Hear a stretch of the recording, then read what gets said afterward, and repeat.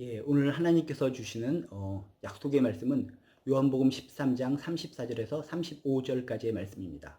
새 계명을 너희에게 주노니 서로 사랑하라. 내가 너희를 사랑한 것 같이 너희도 서로 사랑하라. 너희가 서로 사랑하면 이로써 모든 사람이 너희가 내 제자인 줄 알리라.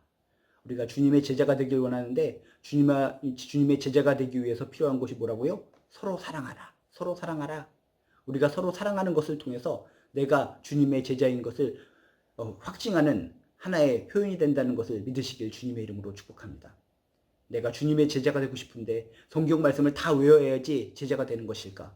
아니면 착한 일을 100번, 1000번 해야지 주님의 제자가 되는 것일까? 궁금한 분이 계시다면 간단하게 오늘 말씀, 이 약속의 말씀을 통해서 한 가지만 실천하시기 바랍니다. 서로 사랑하라. 너희가 서로 사랑하면 이로써 모든 사람이 너희가 내 제자인 줄 알리라. 우리 스스로도 제자가 되는 것이고 주변의 많은 사람들도 우리의 그런 모습을 보고 우리들을 주님의 제자로 인정해 준다는 것입니다. 주님의 제자로 인정해 주고 그 무수히 많은 사람들도 그것을 보고 예수를 믿게 될 것이다 라고 하는 축복의 말씀인 줄로 믿습니다.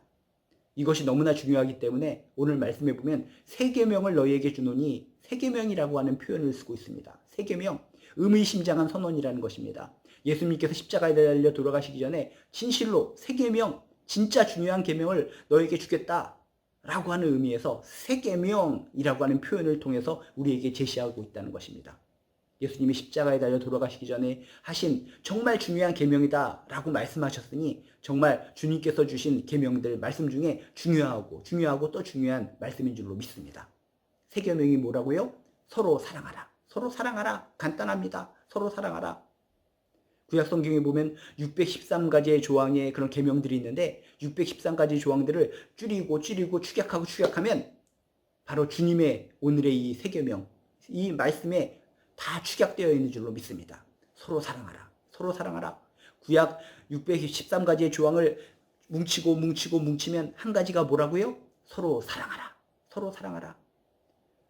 내가 하나님을 믿는데 내가 뒤늦게 하나님을 믿어서 어떻게 해야지 하나님의 말씀을 따르는지 잘 모르겠습니다. 걱정하신 분 있다면 한 가지만 기억하세요. 서로 사랑하라. 서로 사랑하라. 그럼 어떻게 사랑해야 되는가? 기준점이 바로 예수님의 모습입니다. 내가 너희를 사랑한 것 같이 너희도 서로 사랑하라. 여러분, 사랑이 너무나 폭넓고 사랑의 기준이 넓기 때문에 어떻게 사랑해야 되는지 잘 모릅니다. 기준점이 바로 예수님인 줄로 믿습니다. 내가 너희를 사랑한 것 같이. 예수님에 대해서 묵상하세요. 예수님의 행적을 보세요. 예수님의 삶을 보세요. 섬김의 삶이었어요. 죽기까지 우리를 사랑해 주셨어요. 희생의 사랑이에요.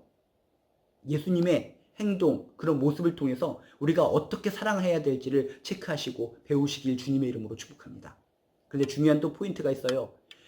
우리들의 사랑의 동기는 뭐라고요? 내 자발적으로 내가 대단해서 사랑하는 것이 아니라 우리들의 사랑의 동기는 내가 너희를 사랑한 것 같이 예수님입니다. 예수님을 보면서 예수님 때문에 사랑하게 되는 것이 기독교 사랑의 특징이라는 것입니다. 내가 잘났기 때문에, 난 마음이 따스하기 때문에, 난 태생이 대단한 사람이기 때문에 내가 사랑한다. 이게 아니죠. 기독교적인 사랑은 뭐라고요? 내가 너희를 사랑한 것 같이 예수님 때문에 내가 저 사람을 절대 사랑할 수 없고 내 마음에 사랑의 마음이 없지만 예수님 때문에 예수님을 바라보면서 내가 사랑할 수 있는 동기를 얻고 힘을 얻고 에너지를 얻어서 사랑할 수 있다는 것입니다. 그래서 우리가 평생 예수님을 묵상해야 됩니다. 예수님의 말씀, 예수님의 행적을 묵상하는 가운데 내가 어떻게 살아가야 될지 한 가지 포인트를 찾을 줄로 믿습니다. 그리고 중요한 것은 뭐라고요? 일방적으로 신앙심이 좀 좋은 너만 사랑해라. 신앙생활 오랫동안 한 너만 사랑해라 라고 성경은 이야기하지 않습니다. 서로 사랑하라. 서로 사랑하라. 일방적으로 한 사람만 사랑하는 것이 아니라 뭐라고요? 서로 사랑하라. 많은 교회에 있어서 실패하는 문제가 뭡니까? 너만 사랑해라. 성경에 사랑하라 라고 써있지 않느냐? 너만 사랑하고 난 받기만 하겠다. 이래서 문제가 생기는 겁니다. 성경은 일방적으로 한 사람은 받기만 하고 한 사람은 사랑하라 라고 이야기하지 않습니다. 너희도 서로 사랑하라. 너희가 서로 사랑하면 이로써 모든 사람이 너희가 내 제자인 줄 알리라. 서로 사랑해야 됩니다. 난 사랑받는 사람, 사랑받기만 해야 된다. 그런 마음 내려놓으시고 나도 사랑하시기 바랍니다.